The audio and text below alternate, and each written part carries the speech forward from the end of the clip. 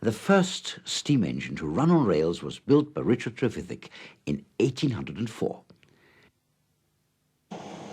The oldest surviving locomotive is William Hedley's Wylam colliery engine, built just 8 years later. Agenoria is also typical of the early coal-hauling railways. She was built by Foster Rastrick and Company of Stourbridge to work the Earl of Dudley's shut-end colliery.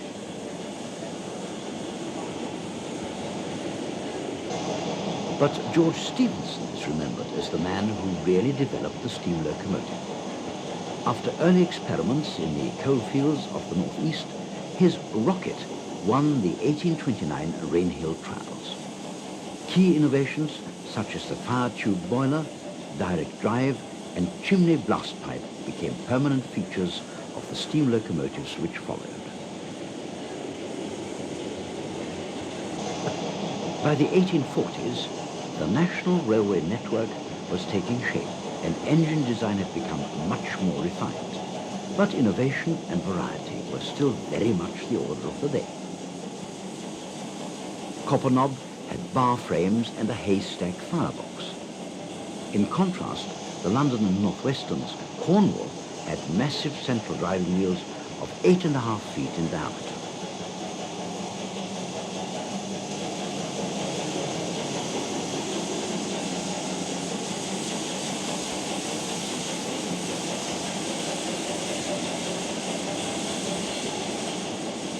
By the 1870s, the British railway network was almost complete, and a handful of large companies were in a position to dominate and even bully the multitude of smaller railways. The larger companies built their own locomotives, and the locomotive superintendent, or chief mechanical engineer, became the driving force in locomotive design.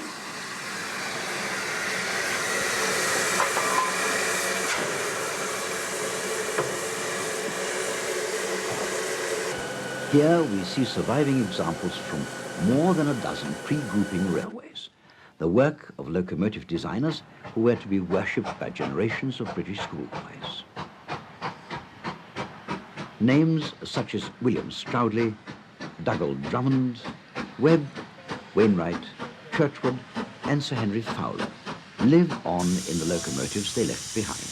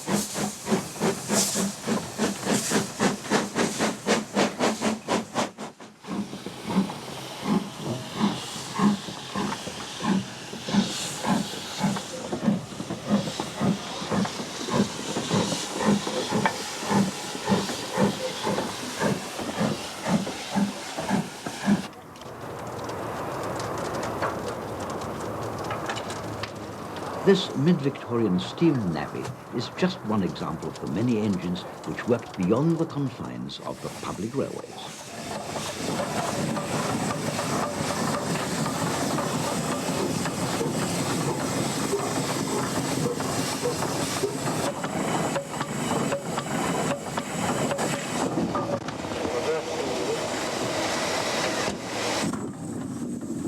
Thousands of locomotives were built for private use at collieries, steelworks, and other industrial premises.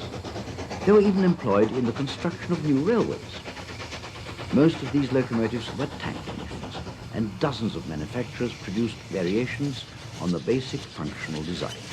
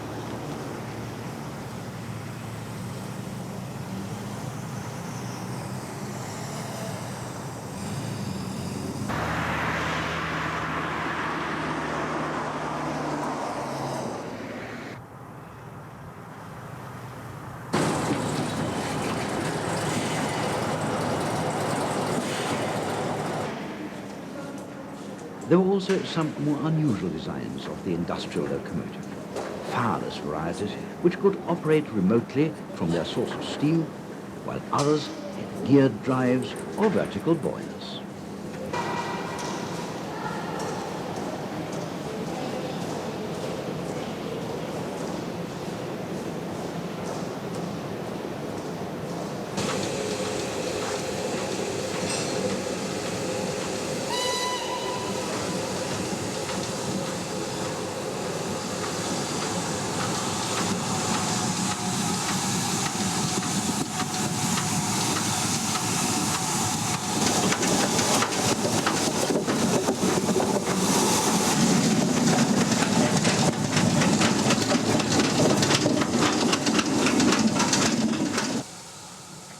Many industrial concerns, such as the slate quarries of North Wales, were in mountainous areas.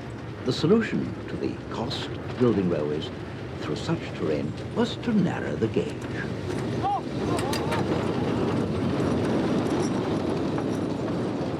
The reduced capital expenditure also appealed to a few other isolated railways, and narrow gauge lines became fairly widespread.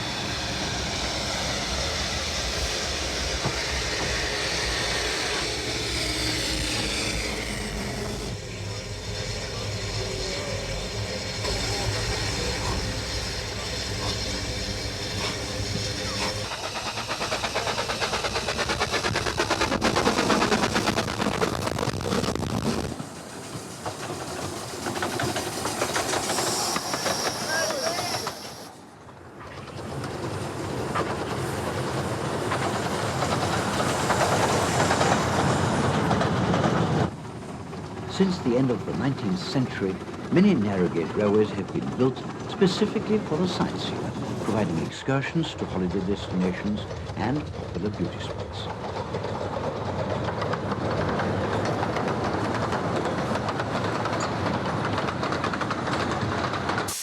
Snowdon's Mountain Railway has been in business since 1895, while many other lines, which began as industrial narrow gauge, have since been transformed to convey visitors and tourists.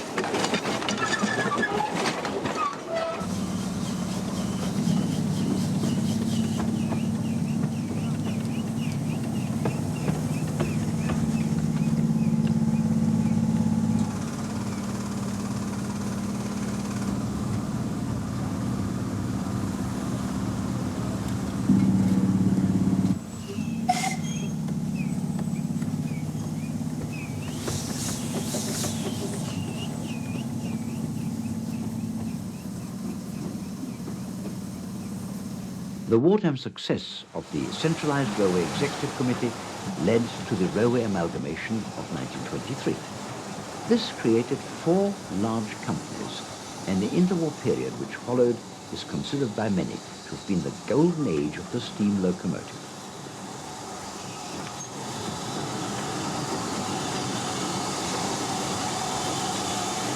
The motive power of the Southern Railway was largely the creation of its two great designers, Richard Maunsell and Oliver Bulleid. Here are a number of Maunsell's locomotives, including his popular Arthur and Nelson classes, as well as two fine examples of Bulleid's Wartime Pacifics.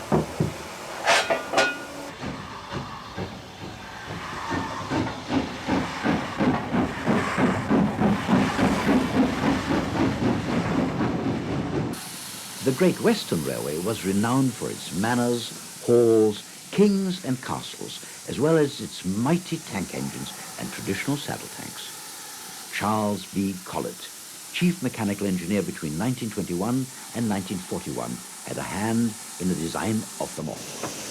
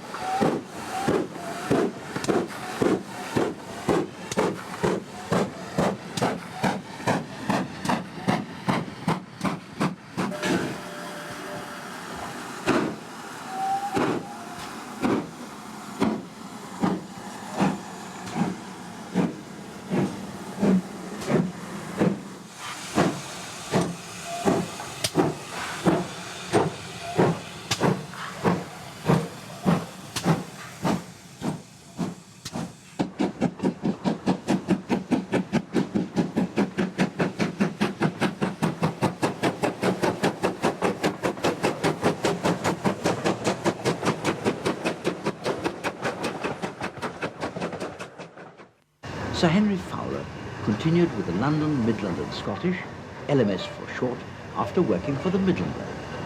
The Ginty, a product of the Vulcan foundry, is one of his designs for the LMS.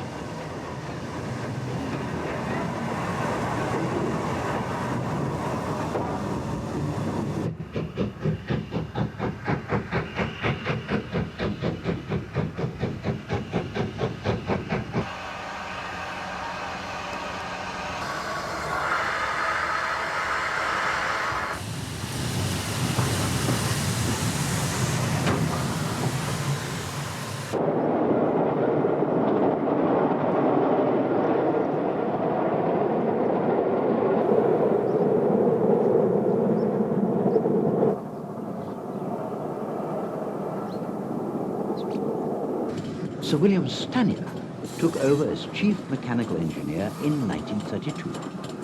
He immediately set about the task of producing large mainline passenger engines and fast mixed traffic locomotives for the LMS. His Black Fives mixed traffic locomotives were widely considered to have been the most efficient this country has ever seen.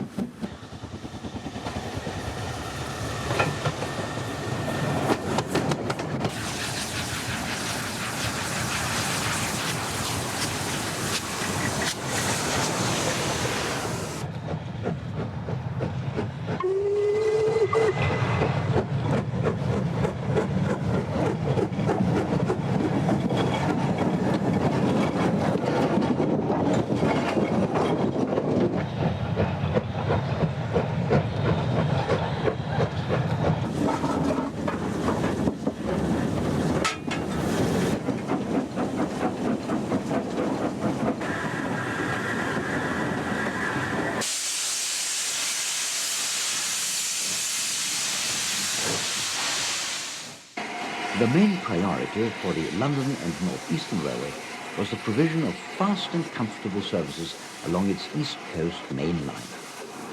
Sir Nigel Bresley's Pacific solved this problem and provided us with some of the fastest and best luck of all British steam locomotives.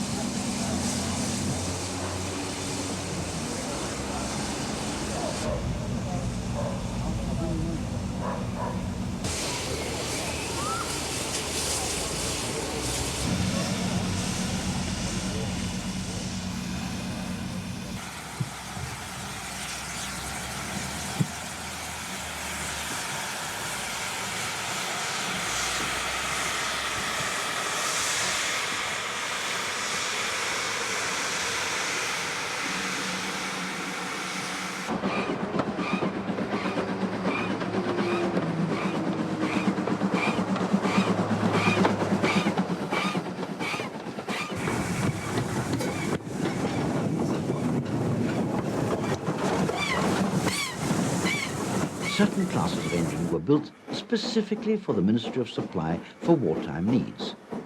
Designed by R.A. Riddles, the 210 and 280 austerities were simple but functioned well and were put to work all over Britain as well as abroad.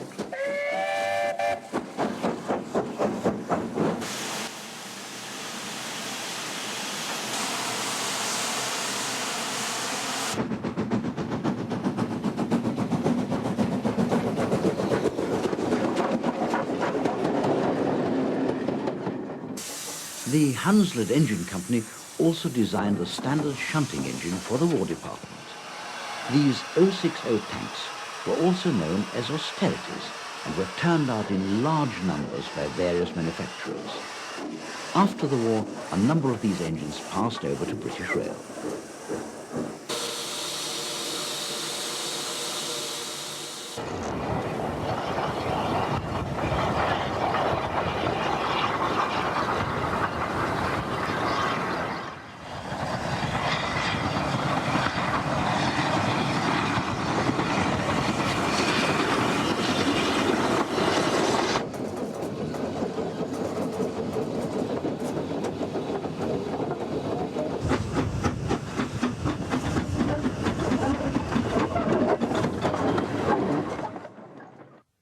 With the Great War over, heavy industry continued at the core of British manufacturing, and its transport requirements were met in large part by extensive networks of private industrial railways.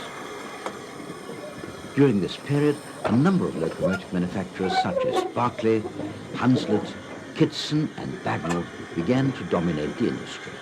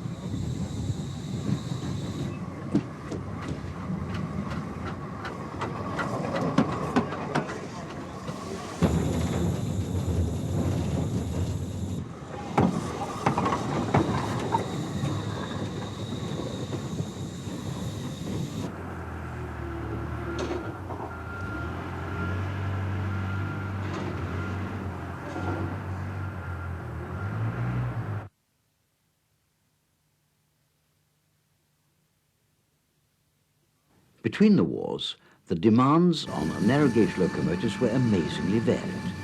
The Great Western Railway ran narrow-gauge freight and passenger services on the Vale of Rydal, a unique railway which provided BR with its last steam services and still survives under private ownership.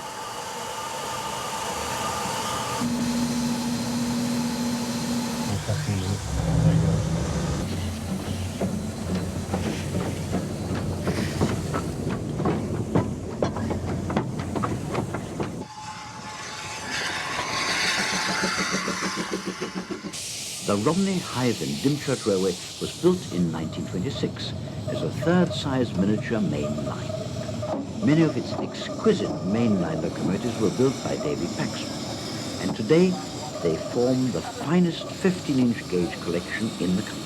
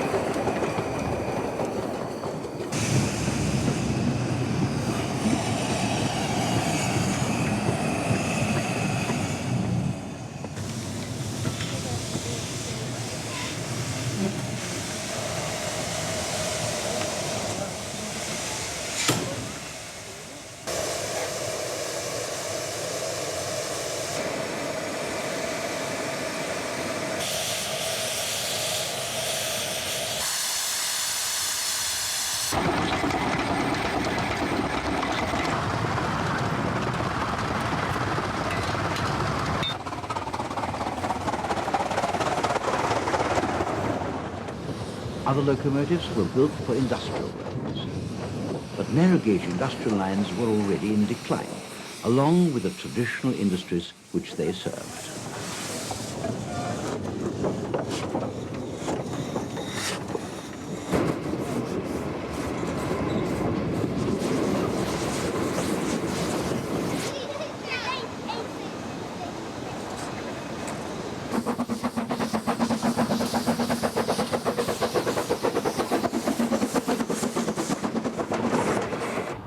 One British locomotive type which has not survived in its standard gauge form is the Garratt.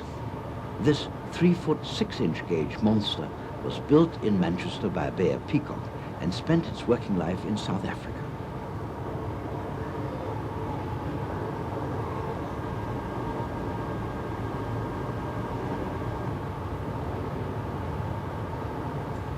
Charkas Kraal also spent her working life in South Africa, being a rare wartime export from Leeds.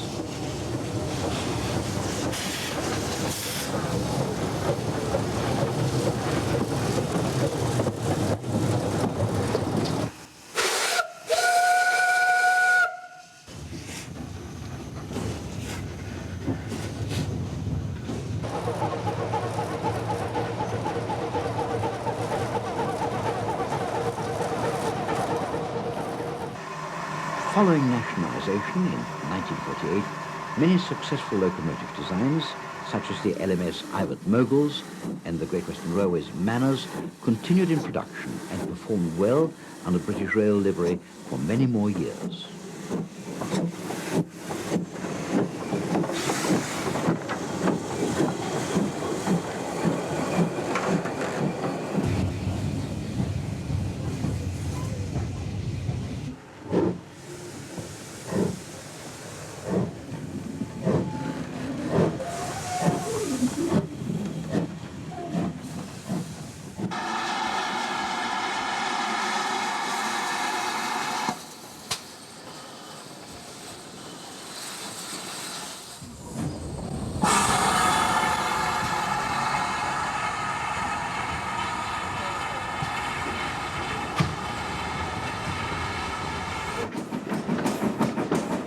BR's locomotive superintendent, R.A. Riddles, evolved a plan for large-scale production of 12 standard designs of steam locomotive over the following decade.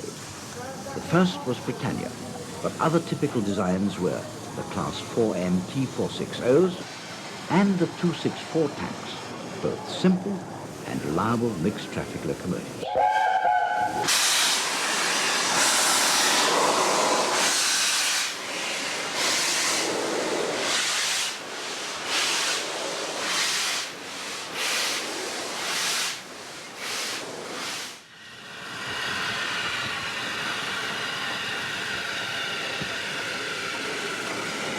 In 1954, the Class 9 appeared, the last of the BR's standard designs. 2 years later, British Rail decided to abandon steam propulsion altogether, and although production continued until 1960, the undue haste of the dieselization program meant that these magnificent engines had a regrettably short and uneconomic lifespan. After the war, unusual industrial engines such as the vertical boilers, St. Monans, continued in production. British Steam served private industry for a decade longer than British Rail, but the new diesel engines were easier to operate and were rapidly taking over.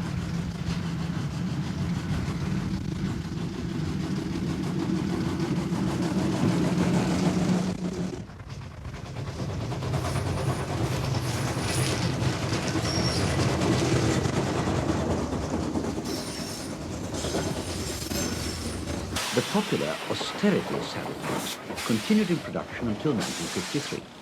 Many were sold to collieries and other industrial concerns and have since found their way onto dozens of preserved railways. Their simple and robust construction makes for economic running, and they are ideally suited to work on these short private steam lines.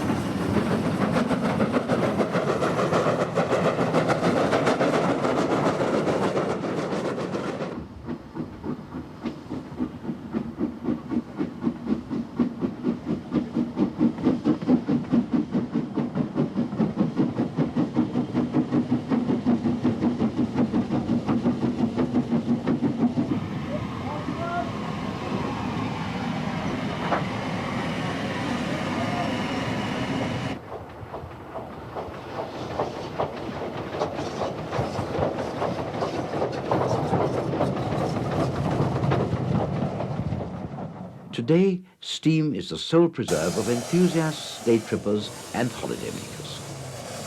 So far, production of standard gauge locomotives has been beyond the purse of preservation societies, but a number of new narrow-gauge locomotives have been produced. Here are splendid examples on the Ravenglass in Eskdale, the Fairborn and the Festiniog railways.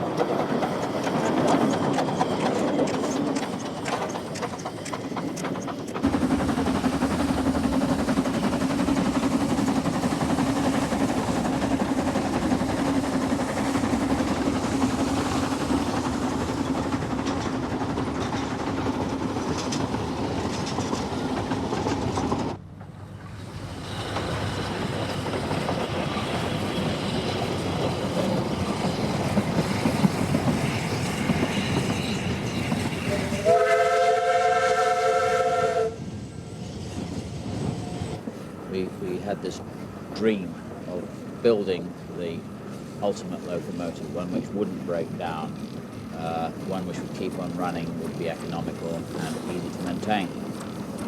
I'm rather proud to say that from the minute we put a fire into her, she's never failed since. She's never been off the road, and so far she's exceeded every expectation we could have possibly asked of her. She's certainly the most powerful minimum gauge engine ever built in the world.